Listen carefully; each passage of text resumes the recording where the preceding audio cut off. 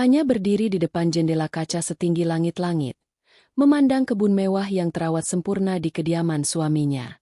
Pemandangan itu seharusnya menenangkan, tetapi hanya terasa dingin.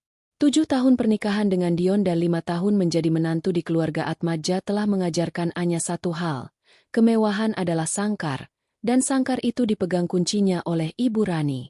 Pagi itu, ketegangan terasa lebih tebal dari biasanya. Pesta ulang tahun putra sematawayangnya, Leo, akan diadakan 3 hari lagi. Untuk Ibu Rani, acara ini bukan tentang perayaan cucu, melainkan panggung untuk drama sosial. Anya, pastikan menu canape bukan makanan murahan seperti yang kau hidangkan di rumah. Suara Ibu Rani terdengar tajam dari telepon, memotong keheningan. Kau tahu, status kita harus dipertahankan. Semua mata akan tertuju pada pesta ini. Anya, memegang ponsel di telinga, menarik napas tanpa menjawab. Ia tahu Ibu Rani tidak mengharapkan persetujuan, hanya kepatuhan. Wanita parubaya itu, dengan segala kekayaan dan kekuasaannya, selalu menganggap Anya sebagai noda kecil di permadani kebanggaan keluarga Atmaja. Latar belakangmu tidak sepadan. Nak, darah itu penting, adalah mantra Ibu Rani yang sering diulang. Meskipun Anya selalu profesional dan tak pernah memberi celah. Hubungan Anya dengan Dion sendiri telah lama menjadi formalitas yang dingin.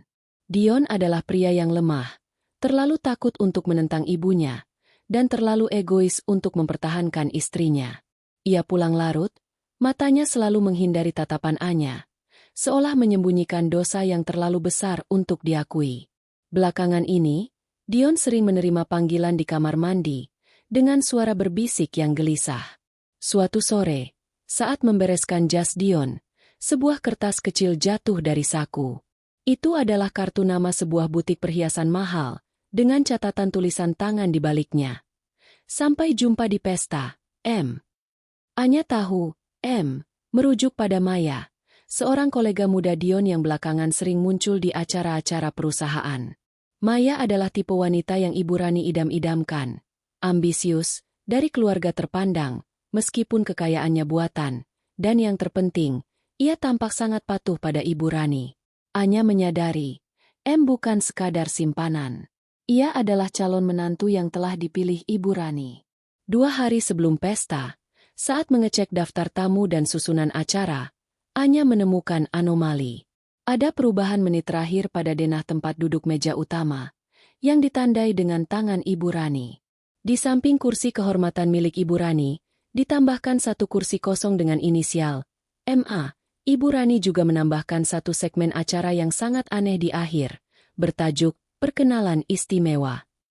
Semua kepingan teka-teki itu, kebencian Ibu Rani yang intens, kelemahan Dion, kehadiran Maya yang semakin sering, dan kini kursi khusus di meja kehormatan, bergabung menjadi satu gambaran menjijikan. Ibu Rani tidak hanya ingin menceraikannya. Dia ingin mempermalukannya secara total di depan semua kolega dan kerabat mereka, di pesta ulang tahun putranya sendiri. Anya meremas denah itu hingga berkerut. Emosi yang membara di dadanya bukanlah kesedihan atas kehilangan suami, melainkan amarah atas upaya penghinaan yang akan melukai putranya. Ia telah menyembunyikan identitas aslinya selama ini, hidup sederhana sebagai Anya Atmaja, menantu yang hanya fokus pada keluarganya. Ada alasan mengapa ia memilih hidup di balik bayang-bayang. Alasan yang terkait dengan jaringan besar, kekuasaan, dan warisan yang melebihi imajinasi Ibu Rani. Malam itu, setelah memastikan Leo tertidur lelap, Anya membuka brankas tersembunyi. Ia mengeluarkan sebuah perangkat komunikasi satelit, bukan ponsel biasa. Jari-jarinya mengetikkan sebuah kode, mengirimkan pesan singkat berbunyi, aktivasi protokol Phoenix. Prioritas, perlindungan Leo. Mulai dengan pembersihan. Besok.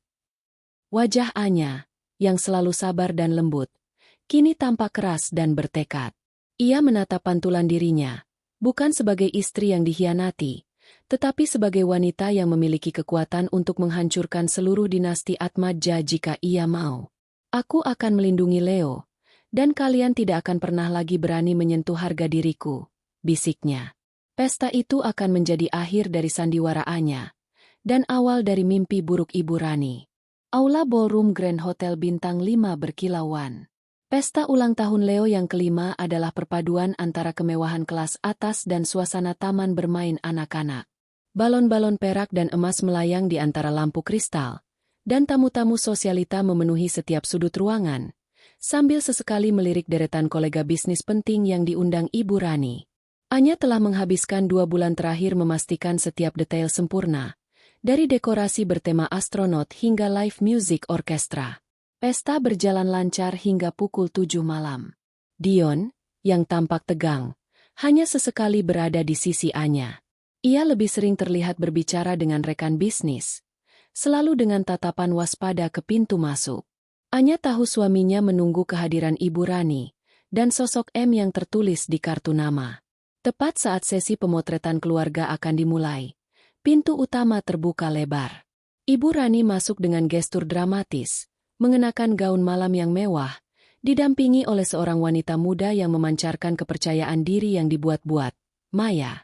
Ibu Rani berjalan lurus ke arah panggung, tempat Leo dan Anya sudah berdiri bersama Dion.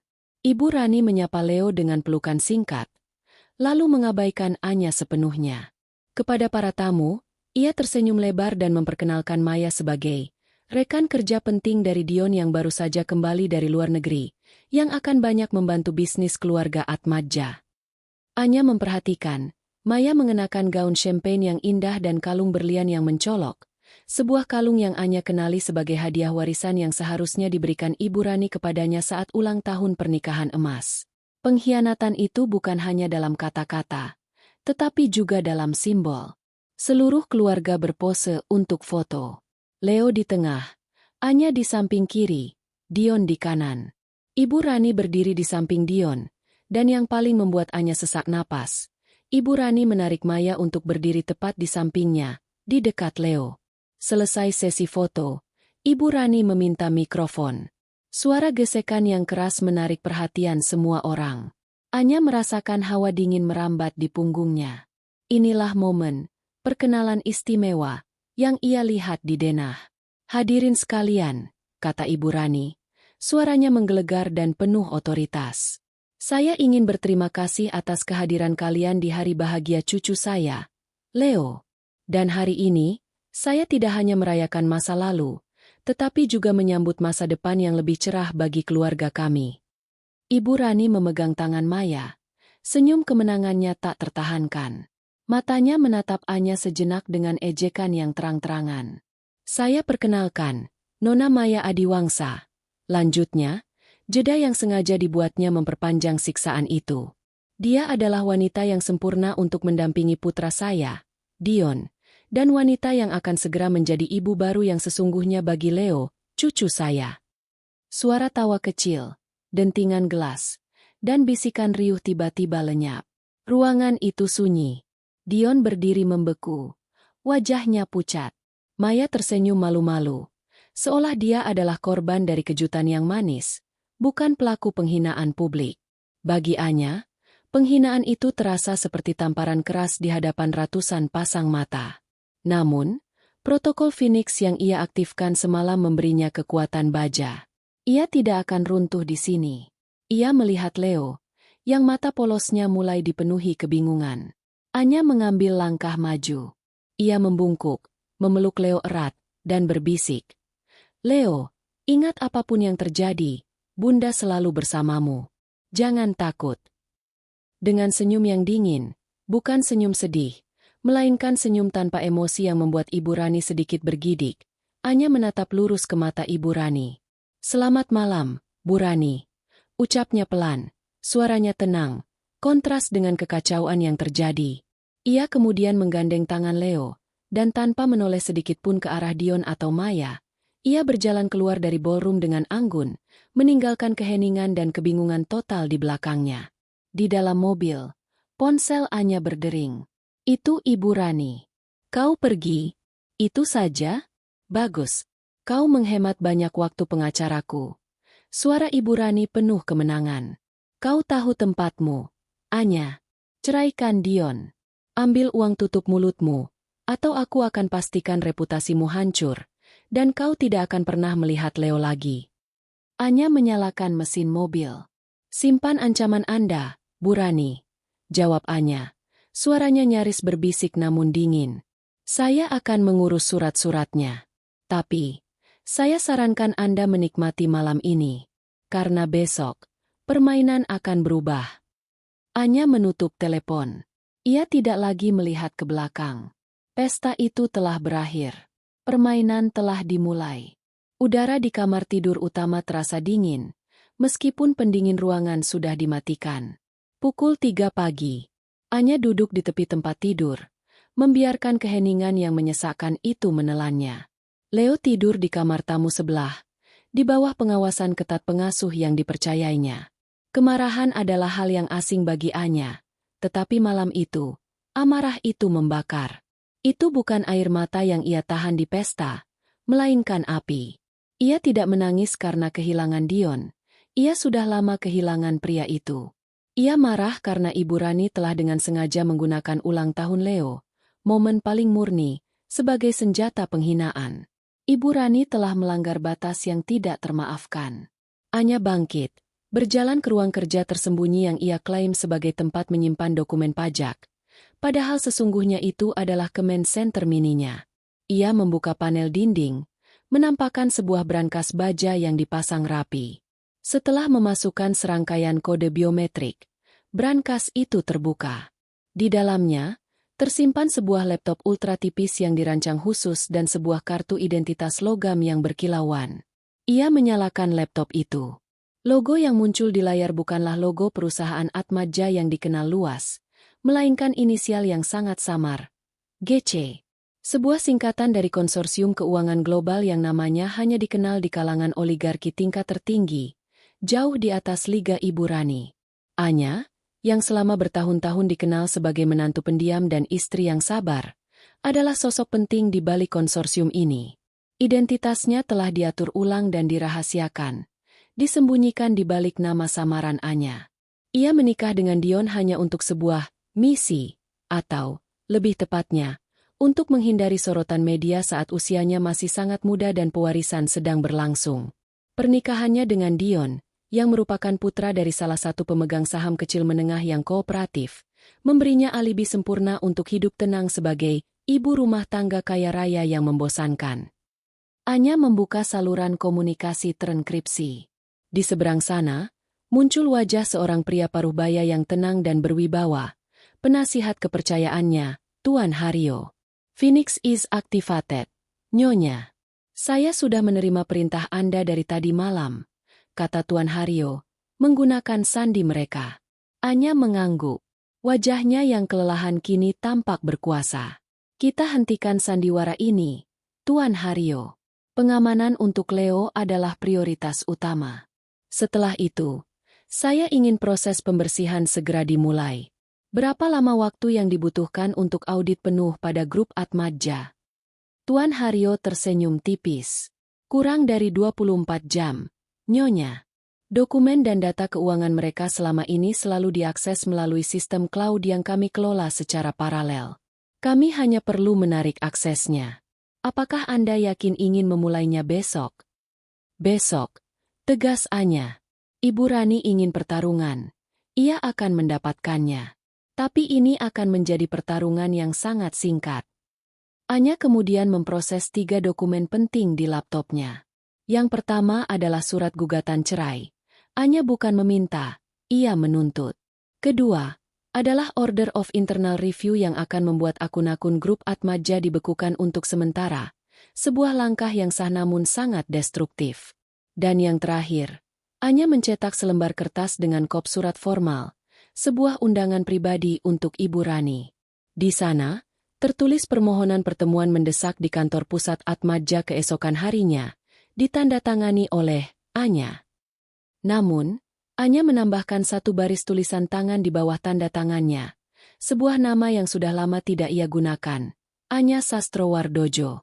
Nama ini adalah kunci rahasia yang akan membuat Ibu Rani syok.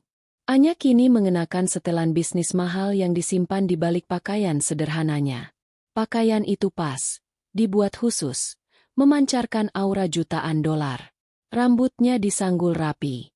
Di cermin, ia tidak melihat Anya yang lemah dan dikhianati. Ia melihat pemilik sebenarnya. Cukup sudah menjadi peran menantu yang diremehkan, bisiknya, mengunci brankasnya. Sekarang waktunya menunjukkan siapa pewaris yang sesungguhnya. Pagi hari di kantor pusat grup Atmadja terasa berbeda. Karyawan merasakan gelombang keanehan, dimulai dari perintah mendadak untuk membekukan akses ke beberapa data keuangan inti, disusul dengan kehadiran seorang wanita yang jarang terlihat namun sangat berwibawa, Anya. Anya tiba tepat pukul 10 pagi. Ia mengenakan setelan celana abu-abu arang yang disesuaikan sempurna, bukan gaun-gaun floral lembut yang biasa ia pakai. Rambutnya disanggul tinggi, dan ia membawa tas kulit eksklusif yang harganya bisa membeli mobil mewah. Aura yang dipancarkannya bukanlah aura istri yang meminta maaf, melainkan aura CEO. Ibu Rani menunggunya di ruang rapat pribadi di lantai eksekutif.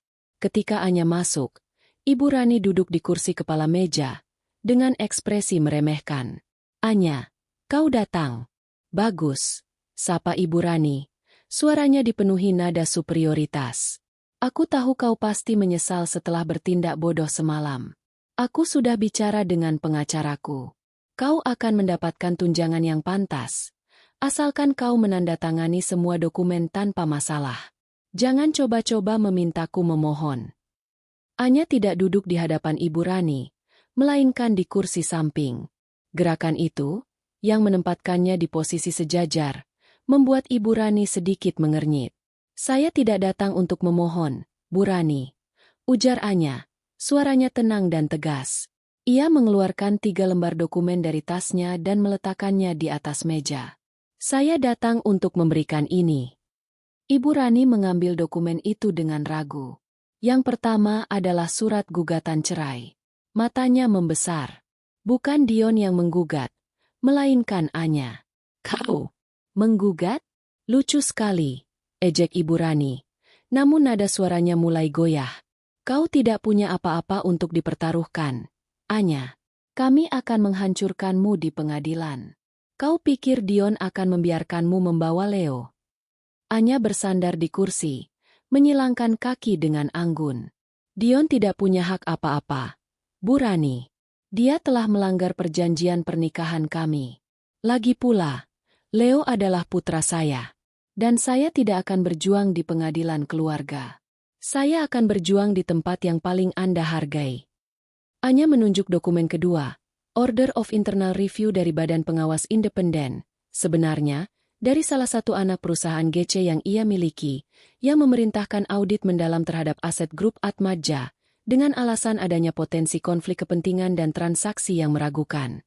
Dokumen itu sah secara hukum dan memiliki kekuatan menghentikan operasional. Wajah Ibu Rani berubah pucat. Apa-apaan ini? Ini fitnah. Siapa yang berani mengeluarkan perintah ini? Ini adalah serangan bisnis. Ini hanya pemeriksaan, Bu Rani, jawab Anya santai. Saya rasa Anda akan terkejut betapa mudahnya sistem keamanan dan data Anda diakses dan dipertanyakan. Apalagi jika ada pihak yang jauh lebih besar dan berpengaruh yang menaruh perhatian. Ibu Rani mencoba mengancam. Matanya menyala marah. Kau tidak tahu dengan siapa kau berurusan. Aku akan memastikan kau kehilangan hak asuh anakmu. Kau akan tahu rasa sakit karena kehilangan segalanya. Anya tersenyum. Senyum yang sama sekali tanpa kehangatan. Apakah Anda benar-benar berpikir ancaman itu berhasil pada saya, Bu Rani? Anda bisa mencoba menggunakan koneksi Anda di pengadilan keluarga. Tapi saya yakin, pengacara dan hakim Anda akan berpikir 2 kali begitu mereka tahu identitas saya yang sesungguhnya. Anya mengambil dokumen ketiga, undangan pertemuan yang ia tulis semalam. Ia meletakkannya di depan Ibu Rani. Ini adalah undangan terakhir saya untuk Anda, Bu Rani. Bacalah nama yang saya tambahkan di bawah tanda tangan itu, kata Anya. Malam ini, hubungi pengacara atau penasihat keuangan Anda yang paling tua dan paling terpercaya. Tanyakan pada mereka, apa arti nama Anya Sastrowardojo bagi grup Atmadja? Ibu Rani menatap nama itu. Sastrowardojo. Nama itu terdengar asing, namun memiliki resonansi yang sangat kuat dan kuno, seperti nama keluarga pendiri dinasti. Tangannya gemetar. Anya berdiri. Saya telah mengakhiri sandiwara pernikahan ini, dan saya telah memulai proses pembersihan pada aset Anda. Jika Anda ingin ini berakhir tanpa kehancuran total, Anda akan menunggu telepon dari Tuan Haryo besok pagi. Nikmati sisa hari Anda, Bu Rani. Anya berbalik dan berjalan keluar dari ruang rapat tanpa menoleh. Ibu Rani ditinggalkan sendirian, menatap nama di kertas itu. Rasa takut perlahan merayap naik, menggantikan amarahnya. Ia tahu, dari cara Anya bergerak dan berbicara, ini bukan lagi tentang perceraian biasa. Ini adalah pertarungan untuk warisan. Ibu Rani mematung di ruang rapat. Kertas di tangannya bergetar hebat. Nama Anya Sastrowardojo terukir di benaknya, membangkitkan memori yang sangat tua, terkait dengan cerita-cerita pendirian grup Atmaja yang selalu ia anggap hanya mitos atau sejarah kuno. Kekayaan dan status yang ia yakini mutlak kini terasa seperti pasir di genggaman. Ia meraih telepon meja, jari-jarinya menekan nomor kontak yang paling rahasia, Tuan Tirtayasa, penasihat keuangan dan hukum berusia 70-an, yang telah mengabdi pada keluarga Atmaja bahkan sebelum Ibu Rani menikah. Jika ada yang tahu sejarah sebenarnya, itu adalah dia, Tirtayasa. Cepat, jelaskan padaku, siapa Anya Sastrowardojo? Tuntut Ibu Rani tanpa basa-basi. Di seberang telepon, Tuan Tirtayasa terdiam sejenak. Nyonya Rani, saya harap Anda tidak melakukan kesalahan besar. Nama itu adalah garis keturunan yang kita yakini telah punah, pemegang saham pendiri GC, Global Consortium, yang merupakan entitas induk bagi puluhan bisnis, termasuk yang memasok 80% bahan baku grup Atmaja. Ibu Rani tercekat. GC. Selama ini, GC adalah entitas raksasa yang selalu ia takuti dan hormati, sumber kekuatan bisnis yang tak tersentuh. Tapi bagaimana?